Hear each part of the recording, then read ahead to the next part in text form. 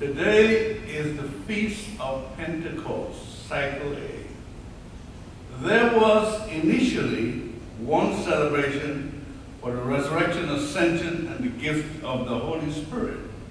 For liturgical reasons, they have been separated, and now we have three beautiful celebrations where we can focus on the different dimensions of the saving act of Jesus. Liturgical celebrations commemorate God's great love for us and recall his many saving actions. They are more than the recall of just his saving actions. They are more than the celebration of a historical memory. Liturgy also meant to transform those participating in it. Pentecost, the feast of the coming of the Holy Spirit, celebrates the empowerment of the disciples to spread the good news of Christ without fear or error. And our celebration can do the same for us.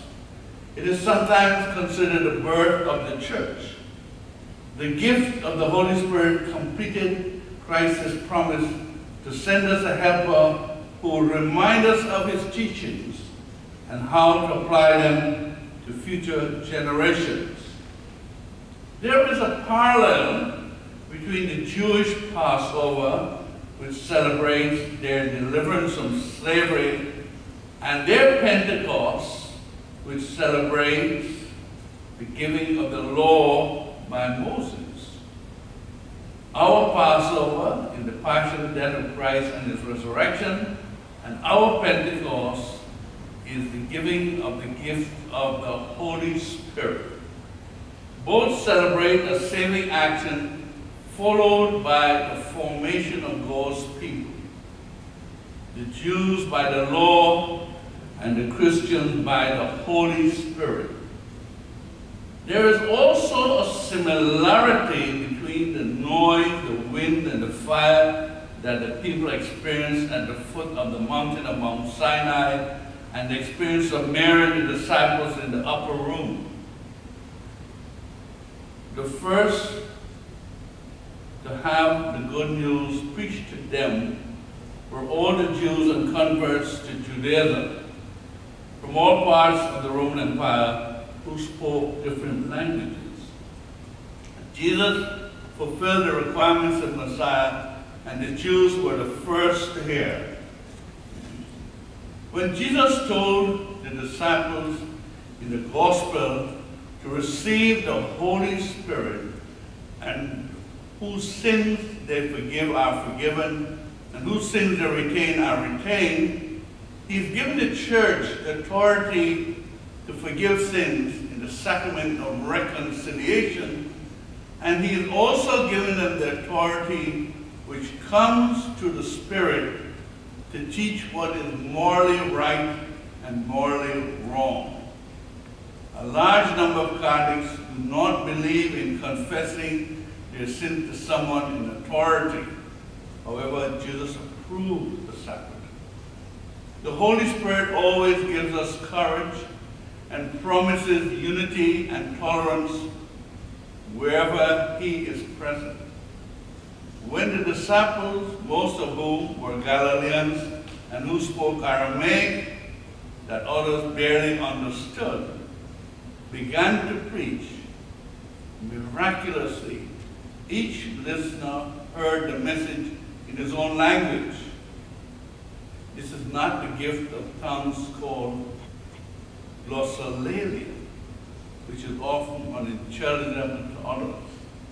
I, Father Andrew, believe that the gospel message was transmitted by the Holy Spirit via telepathy. In the same manner in which angels and the Blessed Mother speak to visionaries such as the Churn of Fatima and Bernadette of Lourdes.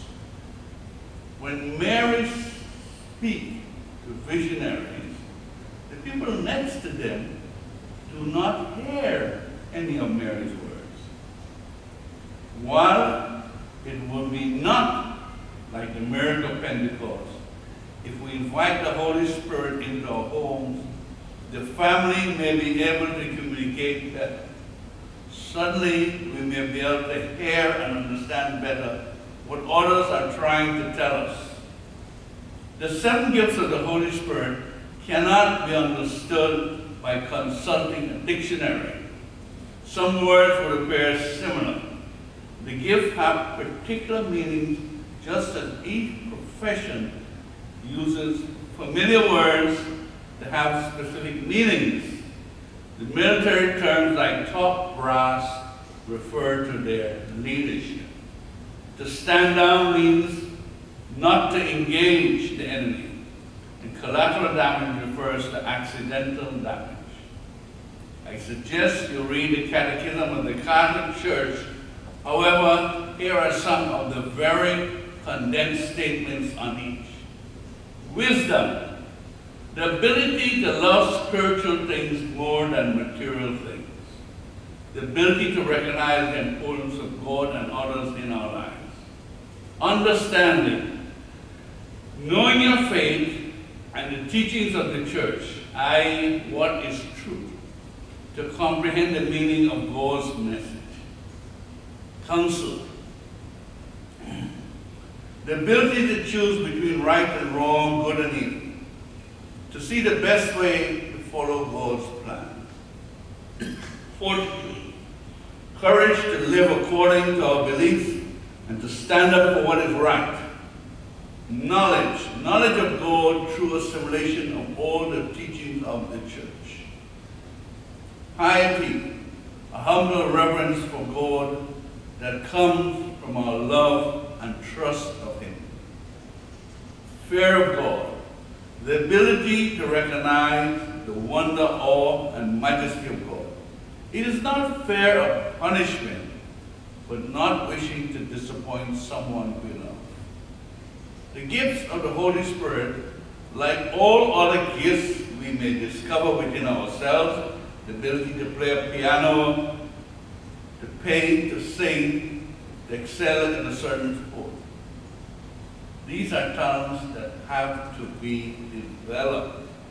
Many of us know of someone who was extremely talented but did not develop his talent because he was never given the opportunity, schooling, or refused to make the commitment necessary to succeed.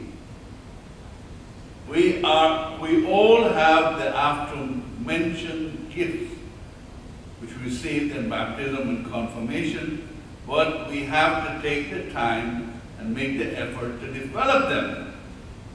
Most people develop their talents because they can be handsomely rewarded by wealth, fame, and power, while others do so for the love of humanity.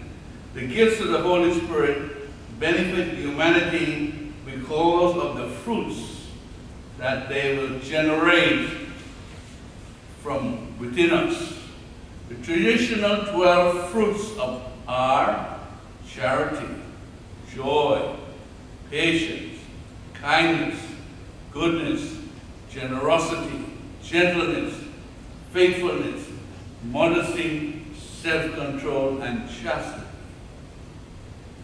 Who we are is how we act, and not what we think we are. As Jesus would say, you will know a tree by the fruit it bears. A good checkup of our spiritual health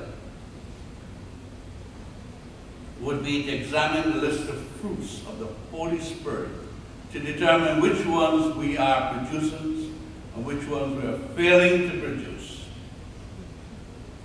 If many in our community could produce most of these fruits, we shall enjoy peace that comes from the Holy Spirit. We shall also be a bright, shining light of Christ